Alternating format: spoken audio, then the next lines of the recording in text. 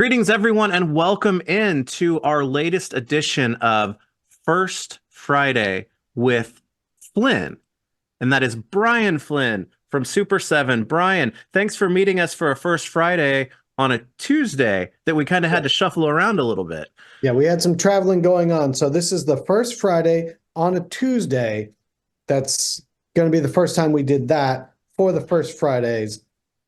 There we go. Exactly. And in another first, it's taken us, what, almost 3 months to come up with it, but I think we finally figured out a name that we're going to start calling these little podcasts. So I'm happy to say that you are the first for this one as well. And we're going to start calling this one the Now We Know podcast. And that's a playoff Now of, we know. yeah, that's a playoff of Robo's Robo Don't Know. So we're going to hopefully teach him some things. I always learn something new in conversations like this, and I hope other people do as well.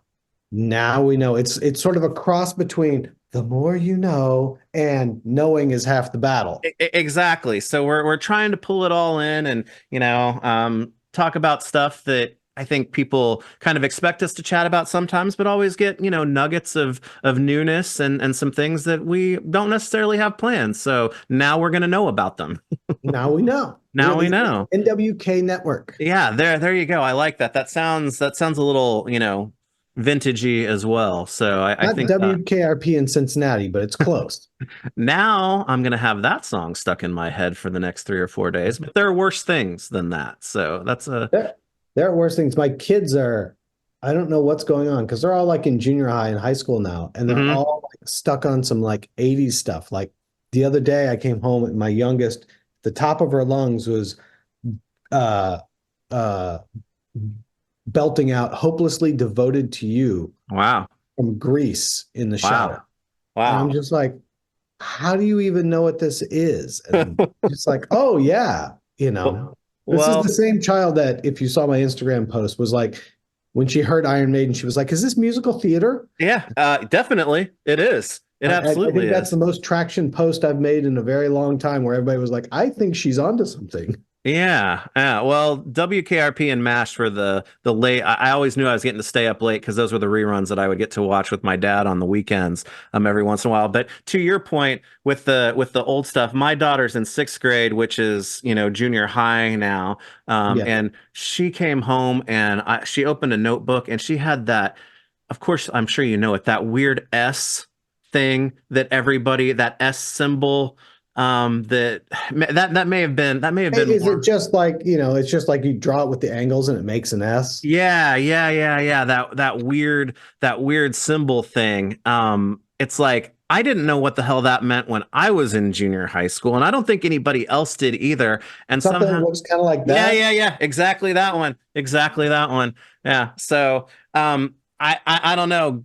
That one's a weird one for me to be making it I back don't know. because I don't know what it means. I always just thought it was just people couldn't draw. yeah. It was like the M&M birds. It's like this is easy to draw. Anybody can do it. So if I'm going to scratch something on the notebook when I should probably be taking notes during class, it's what it's going to be. But I don't know. I would assume that it's got some weird traction coming back with that too. So I don't know. It's strange. But I'm sitting here talking about what's strange and like bringing back and holding on to because a lot of that stuff from that time I never let go of. I know. And we talk about some of that stuff during conversations like this. So Well, to that same point where I was going with that is then my middle oh daughter is her favorite album right now for the last couple months. And this is so eighth grade, like you're in the mix of it, right? mm-hmm. Is Saturday Night Fever soundtrack. Dang. She's like, every song on here is so happy and fun. I love this. Like, this is amazing. It's almost like, we know Daft Punk went disco for a while, but Yeah. like, like these kids are like discovering disco and they're like, this is great. This is wonderful. And we're like, I'm just like, it's just fascinating to me because I'm not putting this into there. I'm Yeah. not going anywhere. You can't argue with their opinion, but like, what is the path that has gotten them to the Saturday Night Fever soundtrack? I was gonna say the times change, but the kids still have that Saturday night fever thing going, man. Night Well, fever. I did some record plundering from my mom's house not too long ago, and she had the Purple Rain soundtrack, and I put that on the record player not long after that, and my oldest came through, and she's like, "Dad, this is a little dramatic." I was like, "It's very serious. The I was waters like, of Lake apparently you have not Minnetonka." met Prince before, have you? Yeah. The waters of Lake Minnetonka are no joke. So yeah. So he's gonna, the world could Well, end tonight. He's gonna party like it's 1999. I know. And what I can't believe, though, talking about time is that we are now officially in March of Yes. 2024. And it's like it went from January 1 to March 5th now, in the blink of an eye. And that's generally a pretty busy time as far as ramping up to that. But we all know Chinese New Year is a thing. Are you starting to see some movement as far as coming out of that now and things ramping back up? Yeah, we're definitely seeing stuff. We were looking at G.I. Joe O-ring Hmm. prototypes just yesterday. Ooh, exciting Hey stuff. girl, I know you're coming later this year. Yeah.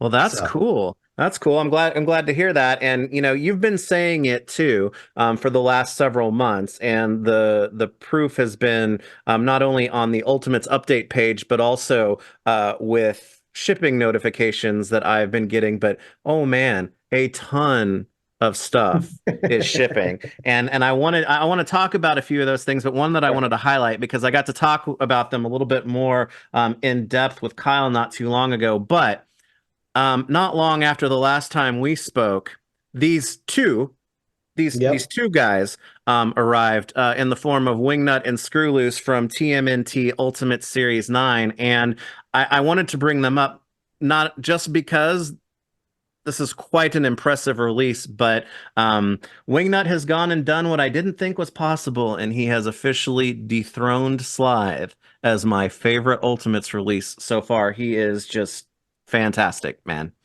I would want two comments. One, Mhm. I do not disagree with you that he is fantastic. Mhm. Two, I didn't think it was possible to dethrone Slythe, I but know.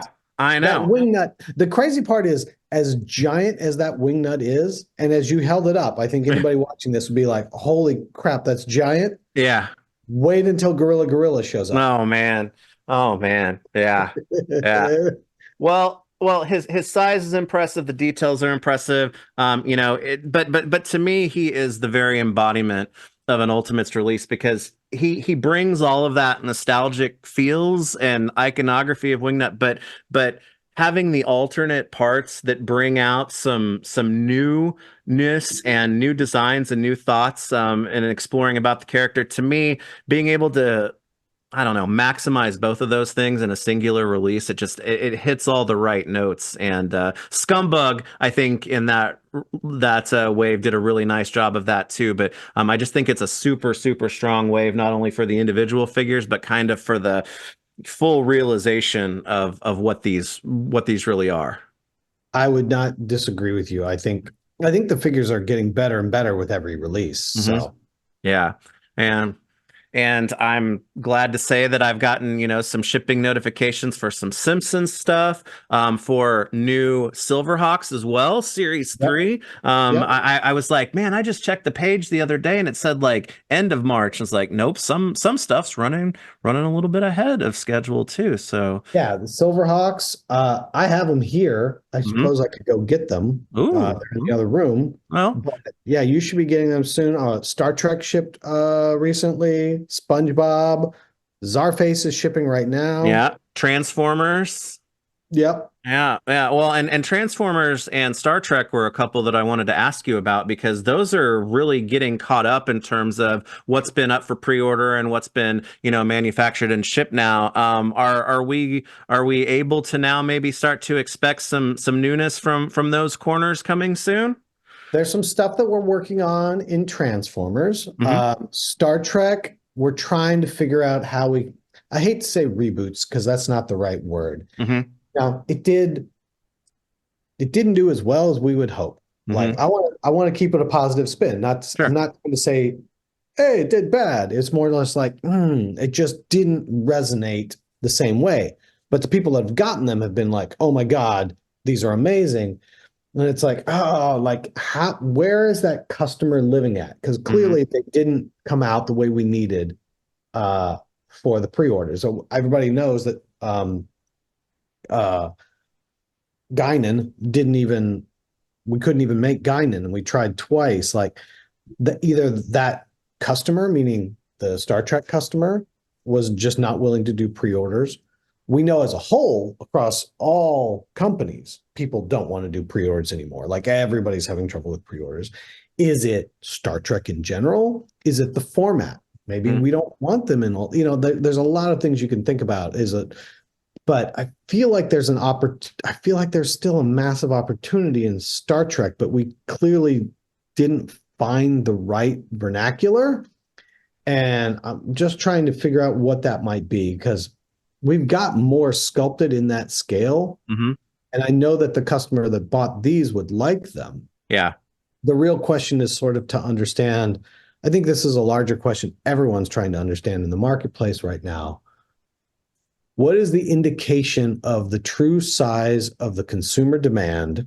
It sounds so corporate, but Hmm. true size of the consumer demand compared to the dollars that actually show up in a pre-order. So Right. I'll use it as an example, like just for easy numbers. If 1,000 people right now are willing to pay for a pre-order, does that mean there's actually 2,000 people looking for this toy, or 3,000, or 4,000? And we've talked about this many times in the past. You know, in the past, places like Big Bad Toy Store or Entertainment Earth or Diamond Comics would be those people that would shore up sort of that demand Right. because we're not making that product. We're making it to order. But Right. they would say, hey, we think this is under ordered, or when people get it, there's going to be higher demand. And they would order extra to have some in stock. And that's not what they're doing anymore. So I know with the last couple releases, you've already started to see these spikes in Hmm. secondary market value. So I think right now, beforehand, if they had a formula that was like, okay, if I'm making it up, right? This is all Yeah. theoretical, but if Big Bad's, we'll go back to the same numbers. If Big Bad said we had 1,000 orders, we're going to order 2,000. In the height, they were saying we had 1,000 orders, we're going to order 4,000. Well, 4,000 was too many. Hmm. Once again, these are all theoretical numbers. Sure. Sure. And right, what they've been doing lately is saying, I have 1,000 orders. I'm only going to order 800 because of cancellations. Gotcha. So, where is the real thing? Hmm. I don't know. Ours can only be what people order. Yeah. It's up to, other people are taking risk on that. And right now they're not. So, when you get that and the consumer is fatigued or overwhelmed with pre-orders and they just said, I'm not going to do this anymore. I'll just wait for it to come out. I'll wait for it to come out and go on clearance is always the one where I'm like, oh, that's Yeah. happened to 10% of our product. Like 90% doesn't happen. So Yeah. then you get into the thing of like, the Star Trek line is a perfect example. Like, is it that there just isn't enough people that want this product? Or is it any number of those other contributing factors that has led to the numbers just not being significant enough to move forward with? Hmm. Do you see that trending or prevailing maybe with properties who haven't, because there are a lot of advantages and understanding of what a pre-order business model is. Not everybody's familiar with it. So with something like Star Trek, these things, two waves are now in people's hands. Do you think that, having to work in that model before people have something from the previous one is something that plays more into that, where maybe like we talked about TMNT, Thundercats, people are used to that model now who are with Yeah. here. Do you see that more with, I don't want to call it a new property, but For the new customer, hmm. Hmm. yeah. Oh, come 100%. We know that that's part of the case is Yeah. that, you know, no one likes to pay for something and then wait to get it there. But Yeah. that's sort of the catch 22 of not under producing or overproducing. Hmm. Everybody gets grumpy when everything goes on clearance because somebody guessed how many they needed to make and made too many. And then they get grumpy if they didn't get to order it when it came out. And then the secondary market, it's going for 4 times retail 2 weeks after release. Right. No one knows what they're doing. It's like if there was an easy formula or rhyme to reason to this, we'd all get it right. Yeah. But there is not. And that's what the pre-order model is designed to solve, is to take that guesswork out of it. Hmm. And yes, as we've been talking about that Masters customer, the Thundercats customer, the TMNT customer, those customers that have been with us for a while and have had multiple things show up that they're happy with, they're like, okay, this is just, I'm used to this now. Hmm. It's not nerve-wracking. But if you're brand new and you haven't done it before, and like I paid these guys $110 for 2 Ultimates, then I paid another $110 for 2 Ultimates, and it took a year to get, and it's hard. I'm not going to deny that.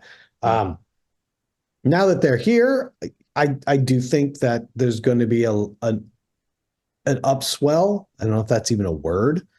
A swell. We're just going to go with the swell because Okay, that's a probably how swell, it because should be. it's swell. Yeah. Yeah, we're going to get it. I think there will be a swell of interest and excitement about the future opportunities that may exist in Star Trek.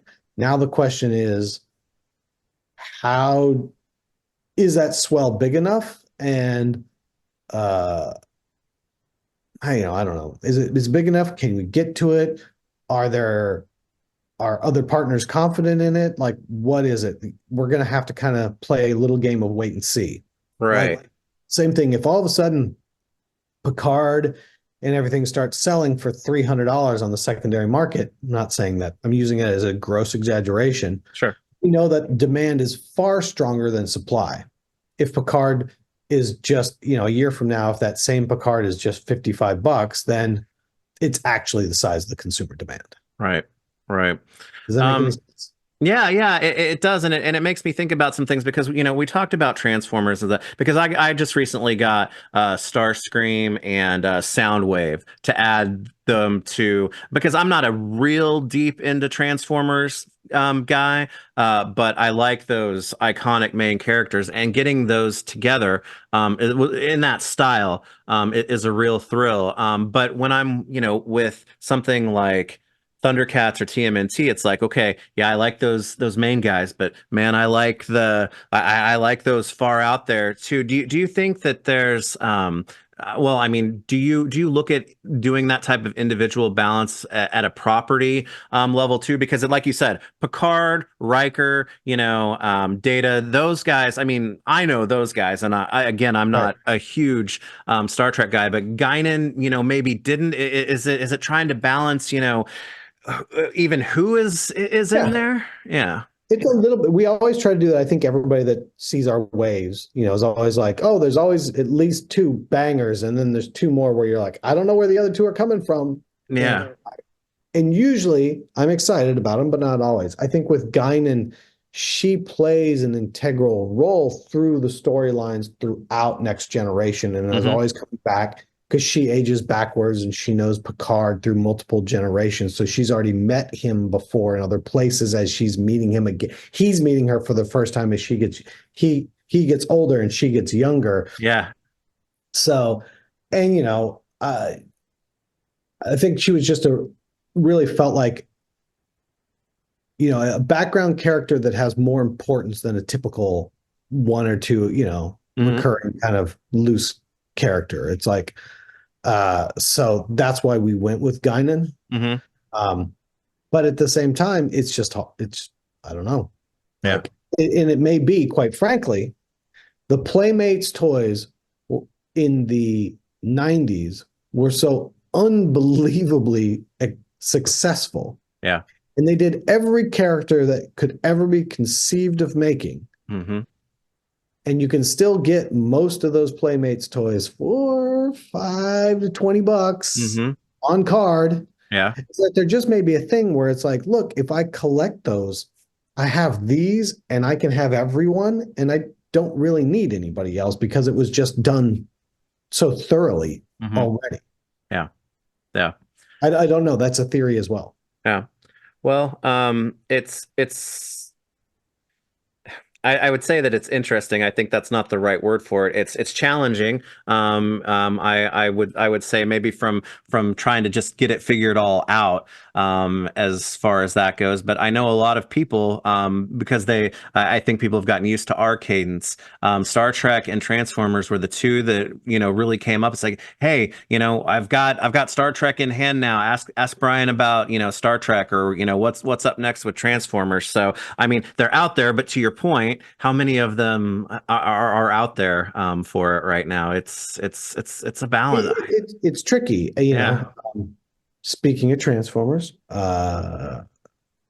King Starscream, I believe we just showed pictures today, Mm, Instagram today. I think King Starscream's about to ship too. yeah, yeah, yeah, You know, yeah, uh, yeah. I mean, Transformers. There's a lot of really cool stuff to do still, and we've got a lot of plans. But it's the same thing. Transformers is a very, very crowded yeah, space. yeah. So finding our moments in there, like we've had some really good successes and some stuff that's just kind of, done all right. So, we've got more stuff coming, but it's a little bit more like, all right, we can't go, I can't do the same formula I'm doing with Turtles and Thundercats, for lack of a Hmm. better description. Right. So I'm gonna have to meander. This isn't a raging river. This is a meandering stream. Yeah. So Yeah. if that makes did that make any sense at all to Yeah, no, anybody? no, no, it did. And I think it helps to, obviously it's easy for someone to sit and say, oh, well, Ninja Turtles aren't the same as, Star Trek, which aren't the same as Thundercats, which aren't the same as Transformers in terms of the property goes. But I think a lot of times, when something's under kind of the same umbrella, people like tend to get their minds to click that, oh, well, this Ultimate series should be the same as this one, but it's not that way, because it's very different, one to the next. And I think the model allows it to be that. It's just that, sometimes not everything's going to be, like Ninja Turtles, where stuff starts to go deep, or Thundercats. It may be, just more of a celebration of We'll go as deep as the collectors want us to go. And there's always a guy that's like, I want you to go deeper, but there yeah, has to well. be enough. Um, it's the same thing. I've been inundated with this question, so I'm sure that you have been inundated with the question to ask me, to ask you, to ask me, to ask you, to ask And me, to back ask you, again to and all ask me. around. Yeah.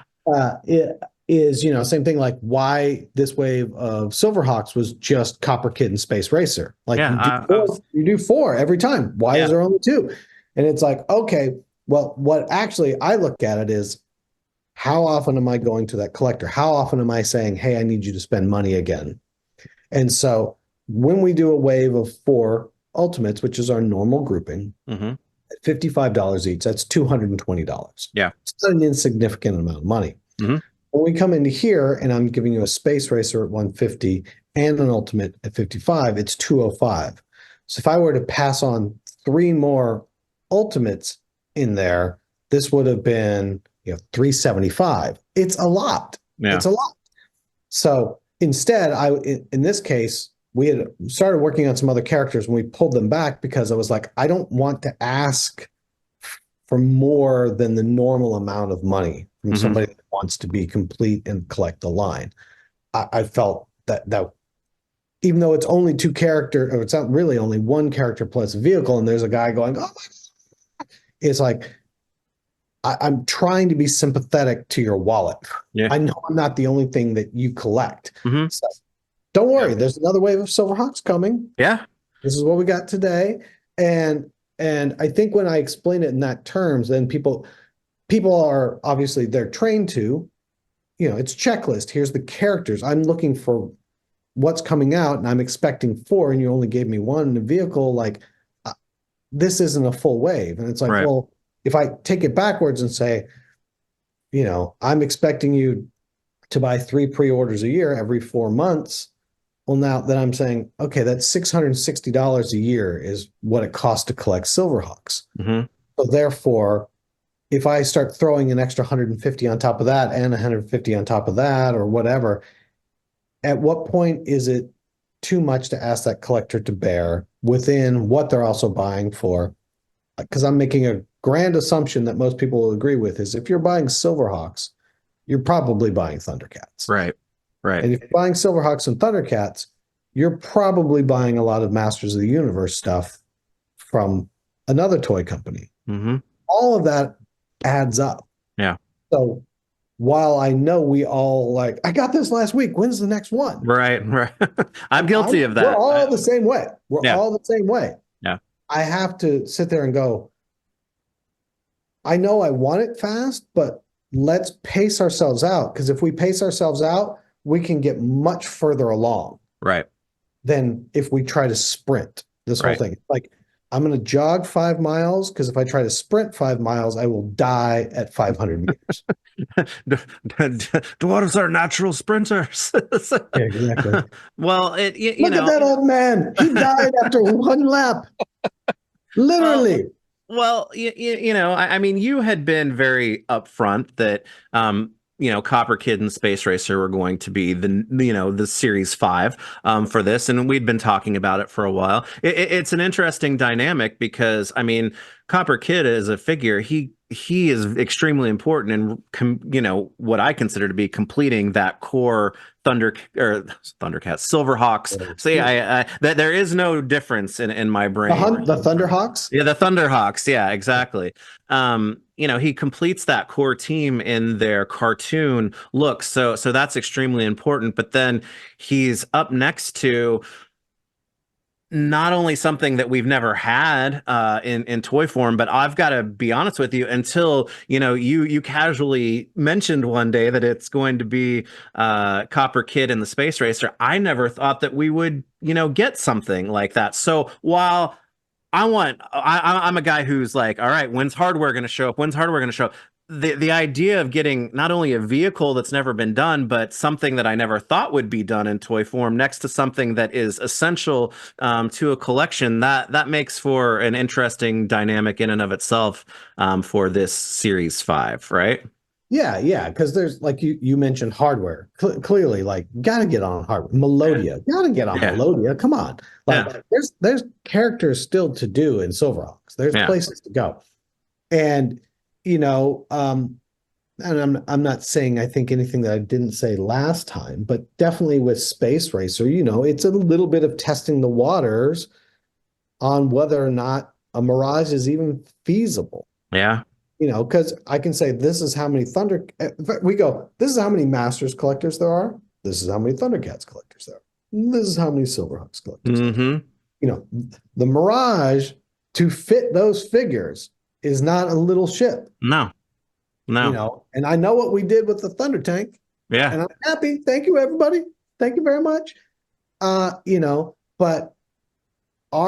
if we're going to put all the work into a ship and have it not fund, that it's not like that's free. I will use like the G.I. Joe spaceship. I mean, for clarity, just outputting and painting a model that big is a very expensive task. I was going to say, I was trying to do some mental, arithmetic gymnastics at San Diego last year, thinking, man, this Cat Slayer is freaking cool. I cannot imagine for something that is being announced, the R&D costs or whatever, just to be able to bring it to a show, right? Because I've already had to pay somebody to completely sculpt it, tweak it, get it engineered, get it all ready to go. Then you're outputting it, having somebody hand paint it, do everything. Like, it's a lot of money. Yeah. I ain't gonna lie. It's Yeah. a lot of money. And so, there's a certain degree of confidence that we have to have before we go into a really big vehicle program. So with Copper Kid, it was more along the lines of what we did with Mandora and her electrocharger. It's like, okay, here's a smaller, more affordable vehicle. Are people really into it?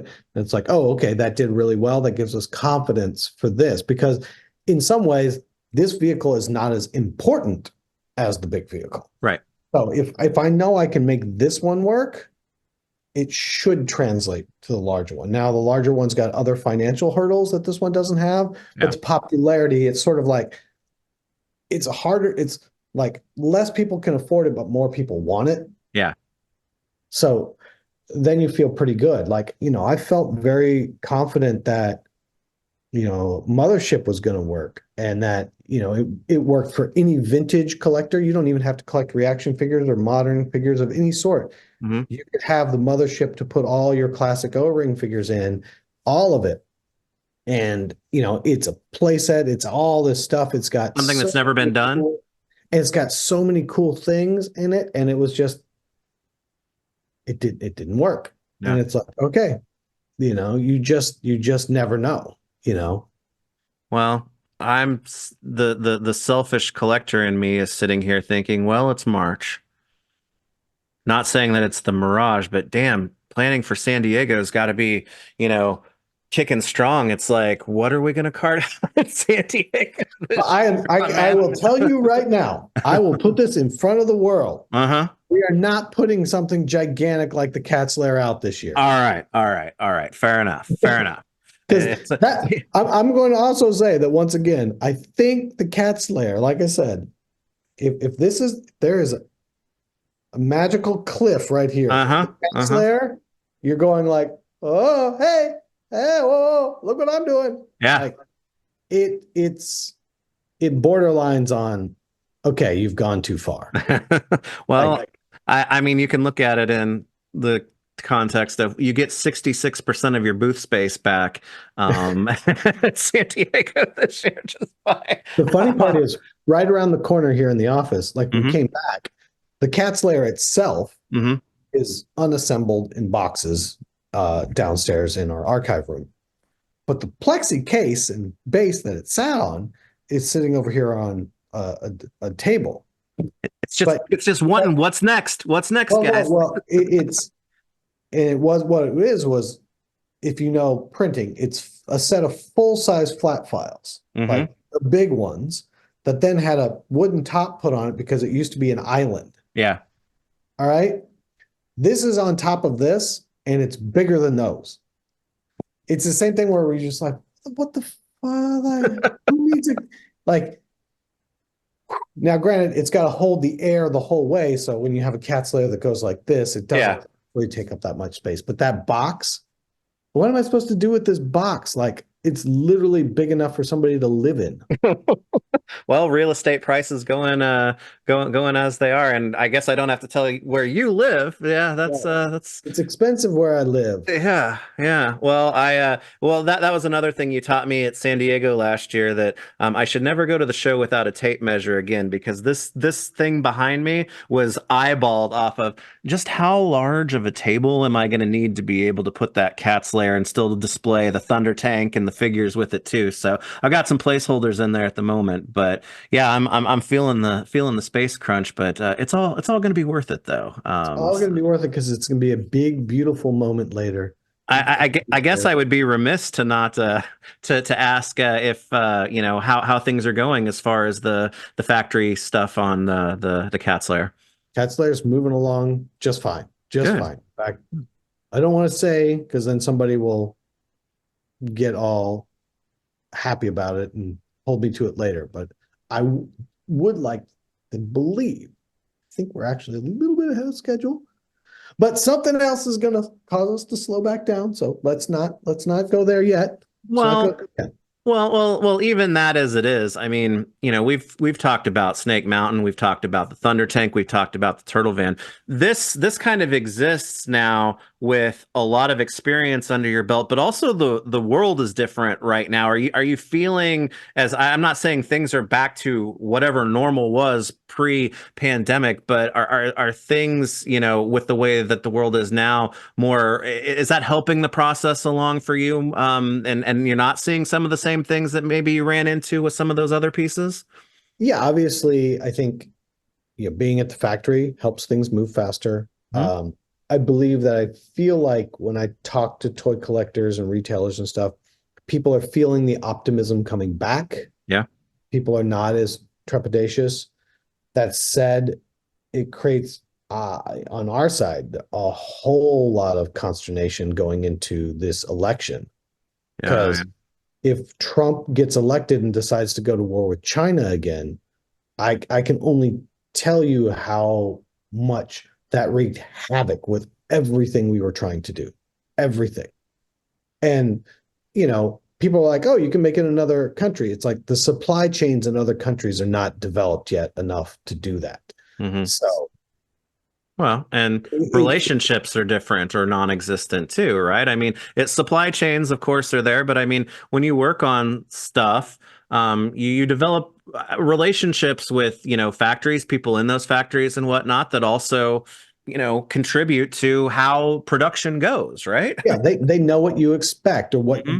what things you pay attention to that maybe somebody else doesn't pay attention to, any number of other things. But it literally comes back down to like, you when we're using certain certified factories, because you have to have a Disney certification or a Right, Universal certification, and you have to have different labor certifications. You have to have all these certifications. It's not just the person making it. right. It's like, okay, that's the person making it. But then the person that supplies the plastic, the raw plastic has to be certified. The person that supplies the paints has to be certified. The person that provides the printing has to be certified. Like the downstream chain of certifications that have to happen before it gets to the uh the factory is Yeah, also difficult. It's not as simple as like, oh, okay, hey, like yeah, it is it's just there's a lot more to it than simply making stuff. And you can also oversimplify it as like you don't have to get in all those weeds. But when you get to a certain size and you're working with certain partners, you have to be in all those weeds yeah. because literally if a paint supplier messes up and puts, is making something next to something else that does have, I can never pronounce it, but the phthalates, Hmm. PHT, Patholates, yeah, yeah. yeah, that like that you can get air that stuff has airborne exposure. Hmm. So literally, your stuff may never have it, but if something else is being made that does have it, your stuff will test positive. Yeah. And it's like you got to be downstream on any and everything. Like we remember many years ago where Hot Wheels got in trouble for having lead in their paint. Yeah. I can guarantee you, Hot Wheels paint supplier knew what they were. Everybody downstream had never had that, and 99.99% they've never had that. But all of a sudden, out of was it a tainted batch? Was it messed up? Did somebody cut a corner? Any number of things could have happened down the supply chain, or even the raw materials that made it to the person that makes paints. Somewhere, all of that stuff has to be managed at the level that we're at now. And I look at a lot of that stuff come fall. I know we're talking about toys here, and somebody's like, don't you bring in politics to this? It's like, it's not that. It's like I love the idea, the idea that people are like, oh, well, we're just going to do this to this country. It's like, man, this whole country is dependent upon other countries all over the world, and it's all interconnected. So you can't just go throwing bombs and stuff. Yeah. Like, anyways, we have gone off track. Let's pull Well, to but some stuff that we want to talk about. it's not though, because what I think a lot of people would, previously just say, well, that's the logistics. It's like this is now we know just what Yeah. those logistics. Yeah, you think about it literally, you want your toys painted. So raw materials have to be made. Those raw materials have to be made in factories of some sort. Hmm. Those raw materials then have to go to a paint factory to get made into paints. And whether they dye and custom do the paints there or they do it at the toy factory, one or the other. Then those paints go to the factory and either they've had them dyed and changed colors at the paint factory or they do it inside the toy factory. But then at the toy factory, that person is either using brushes to paint it, fine. They are using spray masks, which then are electroplating. So they need to get the raw, it's like a copper alloy that they use to make the spray masks and the Hmm. lasers and the cutting. There's a whole process of what goes into that. Or they're getting the tampos, and there's a process that comes into that. Or in some cases, UV 3D printing Yeah. on that. It's like, okay, all the paints, and that's a different paint that you need from different here, all that specs that go into it. Then you've got to actually have the person doing it. That's just to get the paint And then, all right, that's one paint app. Some of these figures you'll look at, be there's hundreds of paint apps, Yeah. and there's 40 colors or whatever, and there's dry brushing and all this other stuff. It's like the sheer volume of time is, and the logistics of what the seemingly easy and simple stuff is. It is not simply just go buy paint, but you have to have paint that is the right solvency and it will dry quickly enough to adhere to the kinds of plastic that you're using. Because all of these different parts, like no different. That's why you'd be like, oh, paint doesn't stick to a lot of the discs Mm-hmm. because those might be nylon. Yeah. Or it might be a different material versus like what sticks to PVC is different than what sticks to ABS. And is it an ABS PVC blend? Is it pure?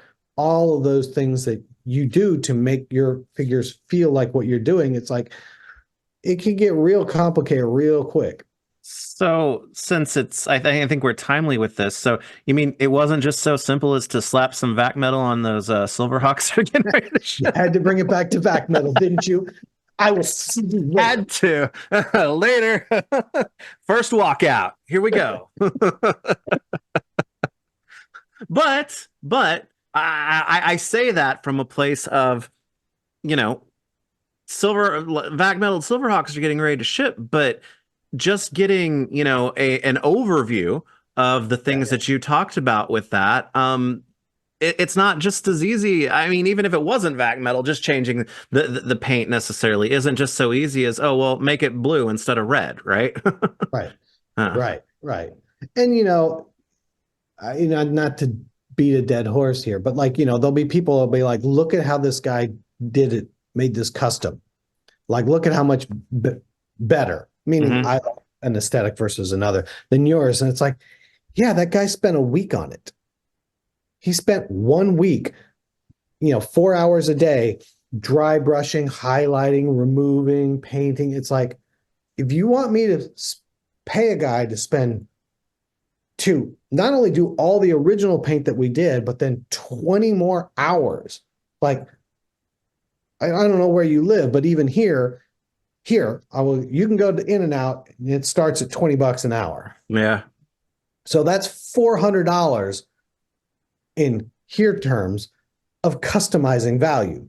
Yeah. Like, yeah, it's like, yes, the one that you paid the guy $400 to paint might look better than the one that came out at the factory that was retailing at 55. Yeah. I don't think that would be lost on anyone. Yeah.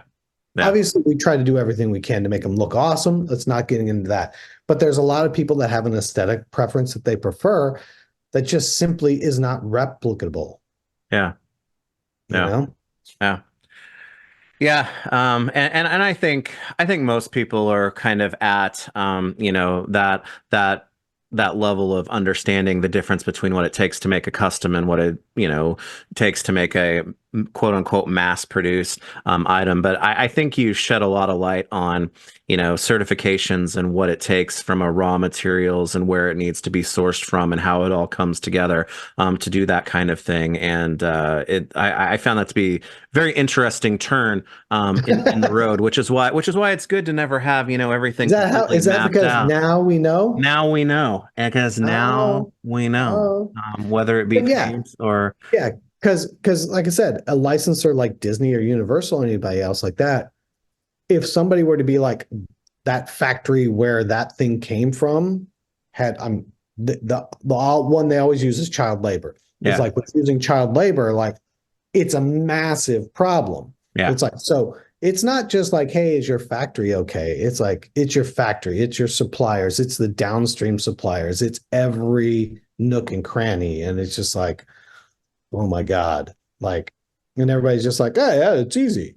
Everything costs 10 cents, costs 2 cents to make in China. I'm like, have, have you seen all the Ferraris in China? yeah, Does not cost 2 cents. yeah, yeah.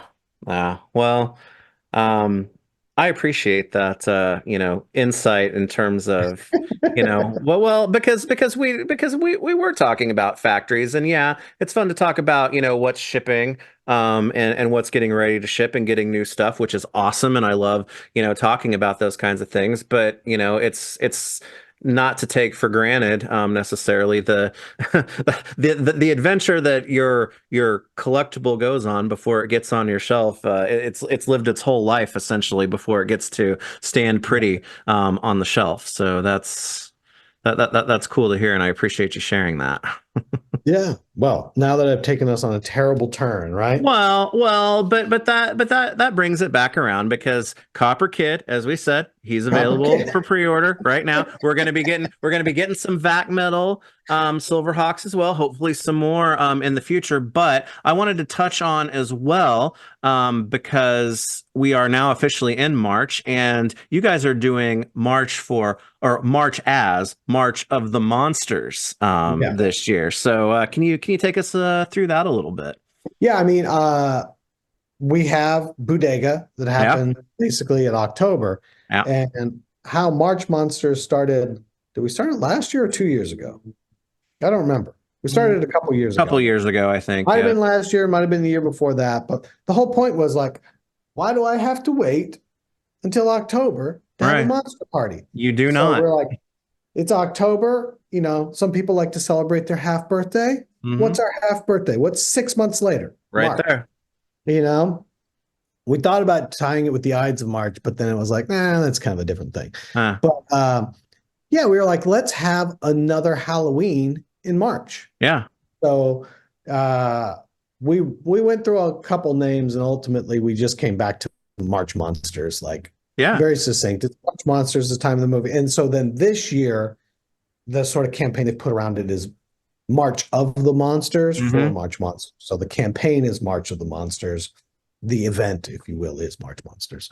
So yeah, there's a whole bunch of monster kind of stuff happening here starting this week, I think. I think it's this week. Um, You guys let out some teasers, and some things that caught my eye, like Halloween Kids and some of that stuff too. So I assume it's going to be yeah. a full month of, reveals and stuff like that as we move through it, Yeah. right? Yeah. I mean, we're just trying to have kind of a little fun, spooky monster party in March. It's been rainy.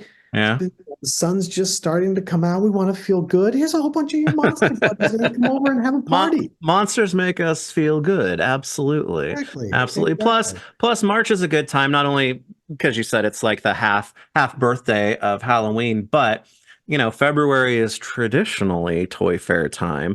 And then there's a bit of a stretch between now, like Toy Fair, and when San Diego rolls around. And while you guys are, busy bees, prepping and getting ready for that, it's good to have something to focus on and kind of take center stage, in those months in between those two, because I know for some it can seem like an agonizing wait without, oh, when's the next big show. But doing some monster reveals and some new pre-orders and stuff like that's it's a fun idea for March. Yeah. Yeah. It's monster time. Yeah.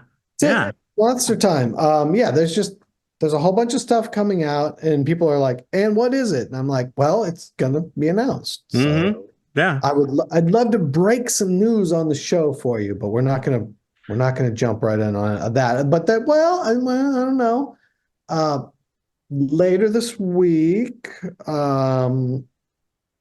you know, the Oscar stuff happens, Hmm. and there's a certain movie that we Hmm. really like that's in the running for some Oscars. So we might do a little something around that. It's got a Mm. monster in it, you know. Excellent, excellent. I could only imagine what monster you like, that that might get a little play with that. So that's cool.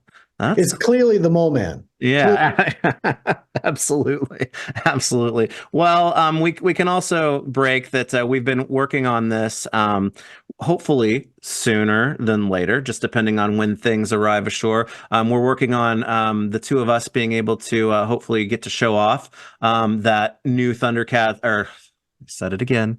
That new SilverHawks wave, a little bit early together in a format like this, before Yeah. that goes. So hopefully, we'll have that before too long. But this was a very entertaining and interesting conversation, and I feel like we took the and now we know like way over the top of the mountain on some of the stuff. So thanks for ushering that in a way that is meaningful, because it's not just a name or a cliche. I'm positive people are going to be able to say, now we know.